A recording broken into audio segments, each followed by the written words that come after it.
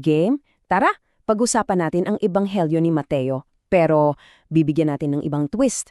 Isang anggulo na baka magpapabago ng tingin mo sa lahat. Kasi pag sinabing Jesus, ano agad pumapasok sa isip mo, di ba? Madalas, yung mabait na teacher, mahinahon, parang laging naka-zen mode. Pero, paano kung yung isang writer ng Ebanghelyo may ibang gustong ipakita? Isang larawan na mas palaban, mas makapangyarihan. At eto na yun, diretso sa punto. Para kay Mateo, si Jesus ay isang hari. Hindi lang basta guro, hindi lang propeta. Hari, yung hari na matagal na nilang inaabangan. So, isipin niyo to, yung Ebanghelyo ni Mateo, hindi siya basta-bastang kwento lang ng buhay. Para siyang isang legal na kaso. Ang goal, patunayan beyond reasonable doubt na si Jesus ang tunay na hari at yung pagdating niya, yun na yung simula ng panunungkulan niya. Hindi sa future, hindi sa langit, dito at na yun. Okay, so pag narinig mo yung kaharian ng langit, huwag mo munang isipin yung mga ulap at anghel ha. Para kay Mateo, iba to. Isipin mo na lang na parang isang bagong administration, isang bagong pamamahala na nagsisimula na dito mismo sa mundo natin. Yung authority ng hari, ramdam na, ngayon na. At dito makikita yung lakas ng kaibahan. Sa isang corner, andyan yung lumang sistema, punong-puno ng rules, ng mga bawal, ng mga naghihiwalay sa mga tao. Sa kabilang corner naman, ipinapakilala ng hari ang bagong kaharian. Ang rules dito, kanyang otoridad. Ang basis, radical na pagmamalasakit. At ang power source, hindi galing sa tao, kundi sa Diyos. So paano niya pinatunayan yan? Let's check the evidence. Exhibit A, yung kapangyarihan niya sa sakit at sa mga batas ng tao. Pakinggan niyo mabuti yung sinabi ng kitungin ha. Sabi niya, Panginoon, kung gusto ninyo, mapapagaling niyo ako. Hindi kung kaya ninyo. Gets niyo yung difference? Para sa kanya, wala nang tanong kung kaya ni Jesus. Ang tanong na lang, gusto ba ng hari? Yun yung pagkilala sa absolute authority. Pero hindi lang siya nagpagaling, dito siya naging sobrang radical. Alam nyo, sa batas nila, bawal na bawal hawakan ng kitungin. Social and religious suicide yan. Pero anong ginawa ng hari? Hinawakan niya, boom! Sa isang galaw, sinira niya yung sistema ng takot at ng relihiyon. Pinakita niya na mas mataas ang batas ng pagmamahal sakit ng kaharian kaysa sa mga rules ng mundo. Okay, next scene. Ito yung part na medyo nakakagulat. Paano kung sasabihin ko sa'yo na yung taong pinaka-gets yung authority ni Jesus ay hindi isang religious expert, hindi niya kababayan, kundi isang outsider, isang sundalo ng kaaway? Okay, tingnan natin yung mapa. Ayan, nag-zoom in tayo sa Capernaum. Sa panahon na yan, busy tong fishing village sa tabi ng Sea of Galilee. At dito, may lumapit kay Jesus, isang Roman centurion.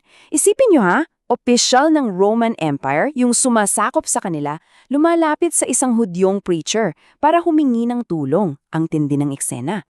At dito, grabe, pakinggan yung sinabi niya.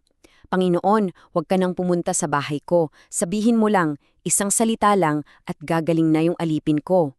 Wow! Paano niya nalaman yon? Simple lang, bilang sundalo, gets na gets niya yung konsepto ng otoridad. I-breakdown natin yung logic ng sundalo. Ganito lang kasimple yan. Sabi niya, ako, may boss ako. May mga sundalo rin akong inuutusan. Pag nag-utos ako, sinusunod nila ako. Gets ko yung chain of command. Tapos, tiningnan niya si Jesus at parang sinabi, at ikaw, kitang-kita ko, ikaw yung nasa pinakatuktok ng universal chain of command. Kaya yung salita mo, utos na agad. Tapos ang usapan. Grabe yung pagkaunawa niya, di ba? Okay, so may power siya sa sakit. Check. Power sa command ng tao. Check. Pero hanggang saan ba yung authority niya? Paano naman yung kalikasan mismo o yung spiritual world? Dito na, level up yung demonstration ng pagiging hari niya. Balik tayo sa mapa. Ayan, tingnan nyo. Mula Capernaum, sumakay sila ng bangka, tatawid ng Sea of Galilee, papunta sa kabilang side, sa lugar ng mga Gadareno.